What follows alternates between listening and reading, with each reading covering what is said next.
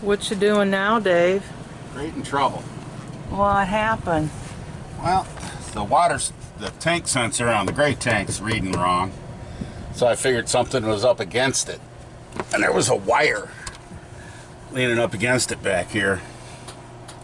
So I got the wire out of the way. It's still reading wrong. If you look way that back, green thing. that green thing coming down there, that's the sensors. So that board has to be replaced if something's going wrong. Oh, it's hard to get to that. Oh yeah. It's already been replaced once. What? The sensor? Yeah. It does not look like it's been replaced. Well, supposedly it was at Spartan. Supposedly. I'm sure that they didn't. Well, that's probably why it continued to not work properly. We're Dave and Karen from Watts on Wheels, and we sold our sticks and bricks to RV full-time now that we are retired. We travel with our heavy-duty truck Leroy, our two K&M motorcycles, our DRV Dixie, and our smart car Zippy. Don't forget to subscribe and click on that bell to be notified when we post a new video. We have used Calgon water softener in the past with success, but this time we felt we needed something a little more powerful. So tell us about what the readings were doing on the gray tank and what you were trying to do to fix that. Well, the readings were jumping all over the board on the gray tank.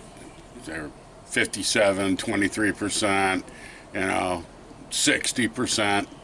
So What'd you get when you dumped it completely? 57%. Oh, not zero. Not zero. Not the number I was looking for. So what did you try doing? So far I've emptied the gray tank and I've flushed it. And you can see this little clear plastic line down here where you can watch the tank contents go by.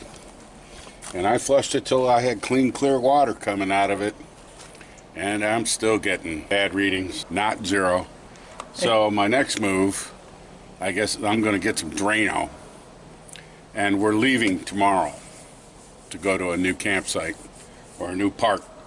So I'm going to put about 10 gallons of water into the gray tank, and then I'm going to pour Drano down the drains and flush that into the gray tank. And it's Drano is not a clog cleaner. It's like a pipe maintenance thing where it cleans out the pipes. Okay, so you let it slosh around? Let it slosh around. We got about a 5-hour drive ahead of us, so I'm going to let it slosh. Well, all right. We got to the new park, and let's see what's up. Oh, here we go. All right. There's a lot of little bits of stuff coming out of there. Yeah. And then I'll flush it.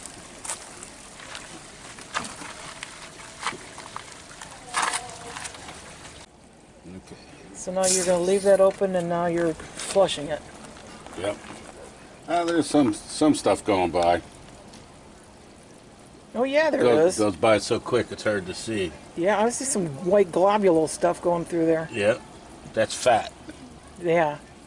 What can you do to help prevent that? Because we use a skillet a lot, and we always use paper towels. Wipe all the grease out with paper towels as best we can, and throw them in the trash. But I mean, when you wash your dishes, there's some oil buildup on them. Cooking oil, butter, what have you. Well, we've gone a long time without having any issues with our readings. Yeah.